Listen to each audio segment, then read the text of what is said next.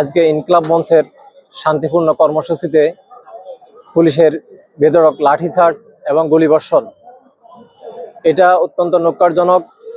এই হামলার আমি উদ্বেগ, ক্ষোভ এবং তীব্র নিন্দা জানাই।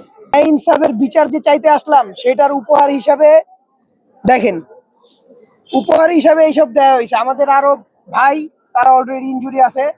5 বছরের 2-3টা বাচ্চা ছিল, একটা বাচ্চা খুব গুরুতর ইনজুর্ড হয়েছে, আন্টিরা ছিল, উনাদেরকেও ইনজুরি করা হয়েছে।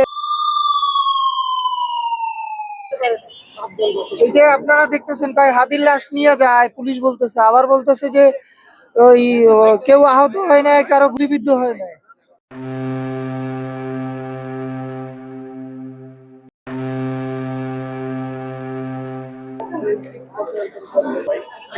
হাদি ভাইয়ের যে মূলনীতি স্বাধীনতা, সার্বভৌমত্ব, ইনসাফ এবং সততা, এর উপরে লইয়া যাবেন এই বাংলাদেশ যতদিন থাকবে।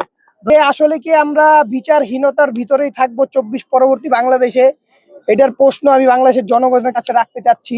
ওই কোন নেতা কাশি দিতেছে, কোন নেতা পানি খাচ্ছে, কোন নেতা গাড়িতে চড়তেছে নামতেছে, এই নিউজ গুলাই হচ্ছে, কিন্তু আসলে যে নিউজ হওয়ার দরকার সেই নিউজ কিন্তু হচ্ছে না।